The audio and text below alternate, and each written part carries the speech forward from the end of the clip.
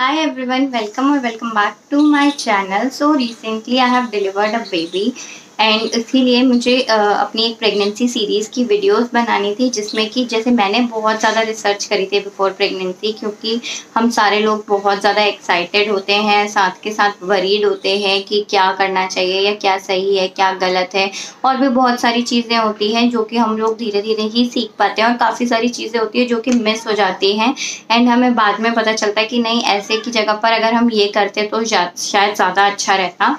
तो इसीलिए मैं आप लोगों के लिए ये एक प्रेगनेंसी सीरीज़ वाला पूरा लेकर आई हूँ जिसके अंदर की मैं कुछ वीडियोस बनाऊंगी जिससे कि आप लोगों को हेल्प मिलेगी। साथ में आप लोगों के कुछ क्वेश्चंस के आंसर्स वगैरह भी मैं करती रहूँगी अपने वीडियोस में। तो आप लोग नीचे कमेंट करके ज़रूर बता देना अगर आपकी कोई भी क्वेरीज हो और इसमें कुछ छूट जाए तो। सो आज की वीडियो जो है वो है प्रेगनेंसी एसेंशियल्स के बारे में। इसमें बेसिकली जो डॉक्टर से आपको रिकमेंडेशन होती हैं उसके अलावा बाकी चीज़ें हैं और जो मेरा पर्सनल एक्सपीरियंस है, साथ के साथ जो मेरे बाकी फ्रेंड्स वगैरह हैं जिनसे मैंने रिसर्च करी है अपने इस वीडियो के लिए, मैं उसमें आप उन सबके एक्सपीरियंसेस आप लोगों के साथ शेयर करूंगी। तो इस वीडियो में हम लोग बात करेंगे कि कौन कौन सी चीज़ें एसेंशियल्स होती हैं, साथ के साथ उसकी जगह पर आप क्या यूज़ कर सकते हैं, क्योंकि कई बार ऐसा होता है कि कुछ सामान इतने महंगे होते हैं कि हमें ऐसा लगता है शायद खरीदने का फ़ायदा नहीं है, और कई बार ऐसा होता है कि उसको खरीदने के बाद हमें लगता है कि ये तो वेस्टेज ऑफ मनी हो गया है। तो इसलिए किसके लिए वो यूज़फुल है और किसके लिए नहीं है, हम उसके बारे में भी बात करेंगे और उसके क्या ऑल्टरनेटिव्स हो सकते हैं, क्या हैक्स हैं, वो भी हम बात करेंगे इस वीडियो में। So let's get started. तो सबसे पहली जो चीज़ होती है वो होती है प्रेगनेंसी पिलो। तो वैसे तो मैंने सुना है कि वो बहुत ज़्यादा हेल्पफुल होता है, बट मैंने एक्चुअल में वो नहीं लिया था, क्योंकि आप साइड में इमेज देखना, मैं वो लगा दूंगी। तो एक तो वो बहुत ज़्यादा स्पेस ऑक्यूपाई करता है, बट मैंने ये भी सुना है कि वो यूज़फुल बहुत ज़्यादा होता है, बहुत कंफर्ट प्रोवाइड करता है। 4th मंथ के बाद यूजुअली लोग उसको यूज़ करते हैं, बट ऐसा है कि वो जगह बहुत ज़्यादा घेरता है। सबसे बड़ी चीज़ तो ये है कि अगर आपके पास एक क्वीन साइज डबल बेड है तो आई थिंक आप अकेले ही उस पर सो पाओगे, क्योंकि उसके बाद बहुत थोड़ी सी ही जगह बचेगी सेकेंड पर्सन के लिए, आपके पार्टनर के लिए, या फिर जो भी आपके साथ उस टाइम पे सो रहा है। तो आपको एक पूरा बेड अकेले घेरना पड़ेगा, इतनी जगह वो ले लेता है। अगर आप उसमें कंफर्टेबल हैं तो it's well and good. And उसके बाद भी जैसे कि डे टाइम में आपको उसको रखना है कहीं पर, तो आप उसे कहाँ रखोगे, या तो वो आपके बेड पर ही पड़ा रहेगा पूरा टाइम। इसलिए मुझे ऐसा लगा कि शायद से ये इसको लेने का कुछ इतना ज़्यादा फ़ायदा नहीं है। उसका ऑल्टरनेट ये होता है कि आप अपने आगे और पीछे जो है एक एक तकिया लगा लो तो भी आपको कंफर्ट मिल जाता है। उसके बाद जो नेक्स्ट चीज़ है वो है फुटवेयर। तो हमेशा मेक श्योर कि आप जो है बहुत ही कंफर्टेबल फुटवेयर लें, क्योंकि उस टाइम पर आपके पैरों में बहुत ज़्यादा दर्द होता है, कई बार क्रैम्प्स भी आते हैं, ऊपर से आपका वेट पड़ता है तो उसका सारा का सारा वेट जो है वो आपके पैरों पे जाता है, तो आपके पैर सूज भी जाते हैं कई सारी बार।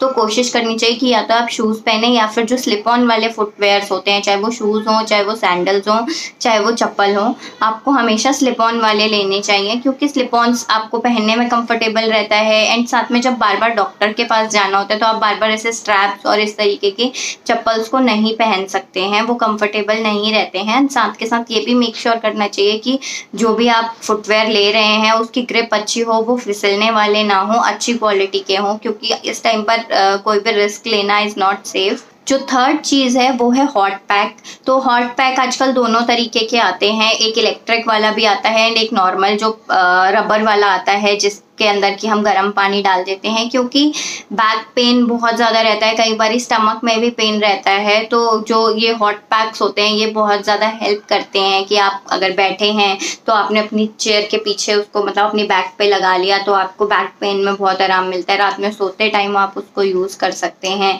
या फिर आप दिन में भी अगर कभी बैठे हैं तो आप उसको यूज़ कर सकते हैं। उसके बाद जो थर्ड चीज़ है वो है ब्रा। आपको ऑब्वियसली एक बड़े साइज़ की लेनी पड़ती है, क्योंकि उस टाइम पर आपके ब्रेस्ट जो है उसका साइज़ इंक्रीज हो जाता है, तो बहुत ज़्यादा प्रॉब्लम होती है फिर, और ऊपर से सोर ब्रेस्ट होते हैं, आपको पेन वगैरह होता है उसके अंदर। तो इसलिए जो है हमेशा एक साइज़ जो है बड़ा लेना पड़ता है, बट उसके साथ साथ आपका जो बैंड साइज़ है वो भी इंक्रीज होता है, जो आपका ओवरऑल वेट है वो भी इंक्रीज होता है। तो उसके लिए जो है आप हर बारी नए नए साइज़ नहीं ले सकते हैं हर एक महीने बाद, तो बेटर होता है कि ब्रा एक्सटेंडर्स आते हैं आप वो ले लें। वो 3 का पैक आता है और उसके अंदर जो है आपको ऑलमोस्ट इतनी जगह मिल जाती है, 4 इंच के अराउंड आपको, 4 से 5 इंच के अराउंड आपको जो है इंक्रीज करने के लिए मिल जाता है। तो वो भी बहुत बेनिफिशियल रहता है, वो आपको इन फ्यूचर भी आप उसको यूज़ कर सकते हैं। और अगर आप उसको ना खरीदना चाहें तो आप अपनी किसी पुरानी ब्रा का भी वो उतना वाला पार्ट जो होता है जहाँ पर हुक्स होते हैं उसको काट करके भी यूज़ कर सकते हैं। बट जो मार्केट में आता है वो काफ़ी सही शेप में होता है, तो क्योंकि वो हर ब्रा के साथ एडजस्टेबल होता है, इसलिए आप उसको यूज़ करेंगे तो ज़्यादा बेटर रहेगा। और फिर इस तरीके से करके आपको लास्ट तक 4th मंथ से लेके 9th मंथ तक जो है नया खरीदने की ज़रूरत नहीं पड़ेगी, आपका उन्हीं में काम चल जाएगा एक्सटेंडर्स को यूज़ करके। उसके बाद जो 5th चीज़ है वो है मैटरनिटी जीन्स। अगर आप जीन्स पहनने के बहुत ज़्यादा शौकीन है, मतलब आपको जीन्स में ही कंफर्टेबल लगता है, ऐसे कई सारे लोग होते हैं जिनको जीन्स में ज़्यादा कंफर्टेबल लगता है कहीं बाहर जाने के लिए, और वो लोग मोस्टली जीन्स ही अगर पहनते हैं तो काफ़ी सही रहता है कि आप जो है मैटरनिटी जीन्स खरीदें, क्योंकि मैटरनिटी जीन्स के अंदर ऊपर से एक पूरा बैंड होता है जो कि आपको बहुत सपोर्ट प्रोवाइड करता है, साथ के साथ वो बहुत ही स्ट्रेची मटेरियल होता है, तो आपके ऊपर कोई लोड नहीं पड़ता है उससे, साथ में आपको बहुत ही कंफर्टेबल भी वो रहता है थ्रू आउट योर प्रेगनेंसी। तो वो मुझे बहुत अच्छी चीज़ लगती है। अगर आप मान लीजिए आप जीन्स नहीं पहनते हैं तो आप जेगिंग्स वगैरह टाइप का मटेरियल लें, और जो इस तरीके की चीज़ें होती है जो नाड़े वाली या फिर ऐसी वाली होती है, या फिर जो बहुत ज़्यादा टाइट इलास्टिक वाला होता है, कोशिश करें कि आप उसको अवॉइड ही करें। थोड़ा सा लूज वाली इलास्टिक जो होती है, जो कि आपको कंफर्टेबल है, आप वैसे लेगिंग्स वगैरह जेगिंग्स वगैरह पहने तो वो बहुत कंफर्टेबल रहते हैं। अगर आप नाड़े वाला लेंगे तो मुझे पर्सनली ऐसा लगता है कि लास्ट के जो 3 मंथ्स है उसमें आपको बहुत सारी बार वॉशरूम जाना पड़ता है, तो वो बहुत ही अनकंफर्टेबल होता है। इसलिए कोशिश करें कि आप हमेशा इलास्टिक वाला ही कोई लोअर ले जो कि आपको घर पे पहनना है या कहीं जाने के लिए पहनने हैं। उसके अलावा अगर आप जीन्स पहनते हैं और आप मैटरनिटी जीन्स नहीं लेना चाहते, वैसे मैटरनिटी जीन्स भी बहुत अफोर्डेबल आती है, नॉर्मल जीन्स के ही प्राइस में आ जाती है। ऑनलाइन आपको 1100-1200 रुपये में आराम से मिल जाती हैं, और 1500 रुपये तक तो बहुत अच्छी क्वालिटी में मिल जाती हैं H&M जैसे ब्रांड्स की। और अगर आप वो भी नहीं लेना चाहते हैं तो एक जीन्स एक्सटेंडर आता है, मैं साइड में इमेज अटैच कर दूंगी उसकी, उसमें फ्रंट का जो पार्ट है वो थोड़ा सा इंक्रीज हो जाता है, जो बटन वाला पार्ट है वो, तो वो भी काफ़ी सही रहता है। बट आई थिंक वो लास्ट तक इतना ज़्यादा काम नहीं करेगा, वो स्टार्टिंग के ही कुछ मंथ्स में काम करता है। उसके अलावा अगर आप जीन्स वगैरह नहीं पहनते हैं तो भी आप जो कुर्तीज़ वगैरह अगर पहनते हैं घर पे, तो कोशिश करें कि आप जो अनारकली वाले स्टाइल की कुर्तीज़ होती है और इस तरीके की होती है जिसमें ऊपर एम्पायर लाइन से नीचे फ्लेयर होता है, उस तरीके की पहने, क्योंकि वो बहुत ज़्यादा कंफर्टेबल रहती हैं ड्यूरिंग प्रेगनेंसी, आपको बहुत ही अच्छे से। और साथ के साथ जो अंगरखा स्टाइल में कुर्तीज़ आती हैं वो बहुत अच्छी रहती है, मैंने वो भी ली थी, क्योंकि उसमें आपको ना साइज़ की टेंशन लेने की ज़रूरत ही नहीं होती है। उसमें जो साइड में बांधने का होता है उसको आप छोटा बड़ा कर सकते हो थोड़ा बहुत, और वो बहुत थ्रू आउट द प्रेगनेंसी बहुत ही कंफर्टेबल रहती हैं। उसके बाद जो 6th चीज़ है और वो बहुत ही इम्पॉर्टेंट है, वो है स्ट्रेच मार्क्स के लिए। तो स्ट्रेच मार्क्स की प्रॉब्लम जो है वो सबसे बड़ा कंसर्न रहता है मोस्टली लोगों का, कि फिर लाइफ टाइम आपको वो स्ट्रेच मार्क्स रह जाते हैं और उसकी प्रॉब्लम होती है। तो मेजरली जो मुझे समझ में आया अपने एक्सपीरियंस से वो ये है कि स्ट्रेच मार्क्स जो है वो तब पड़ते हैं जब आपकी स्किन एकदम से, आपका वेट बहुत ज़्यादा बढ़ता है, तब उस टाइम पर स्ट्रेच मार्क्स पड़ते हैं। बट डॉक्टर्स कहते हैं कि 3rd या 4th मंथ से ही आप जो है स्ट्रेच मार्क्स की क्रीम लगाएं। बट मुझे जो पर्सनली लगा वो ये था कि आपको अपनी स्किन को बस ड्राई नहीं होने देना है। इट डजेंट मैटर कि आप कौन सी क्रीम लगा रहे हो या कौन सा लोशन लगा रहे हो, बस आपकी स्किन जो है वो ड्राई नहीं होनी चाहिए। अगर वो ड्राई होती है तब उसमें वो जो क्रैक्स और वो निशान वाली चीज़ है वो ज़्यादा आती है। अगर आप उसको जो है throughout the year moisturise रखोगे, किसी भी क्रीम से आप मॉइस्चराइज रख सकते हो अपनी किसी भी, मैं निविया का लोशन यूज़ करती थी अपनी फुल बॉडी पे, क्योंकि सिर्फ ऐसा नहीं है कि आपके सिर्फ स्टमक पे स्ट्रेच मार्क्स आते हैं, आपके घुटने के पास वाले एरिया में, आपके इस साइड हाथों वगैरह वाले एरिया में, जहाँ जहाँ आपका फैट बढ़ता है वहाँ पर आपको स्ट्रेच मार्क्स आते हैं। तो आपको पूरी बॉडी पे जो है अच्छे से लोशन लगाना चाहिए और हमेशा अपनी स्किन को जो है मॉइस्चराइज रखना चाहिए ताकि वो ड्राई और फ्लेकी टाइप्स ना हो।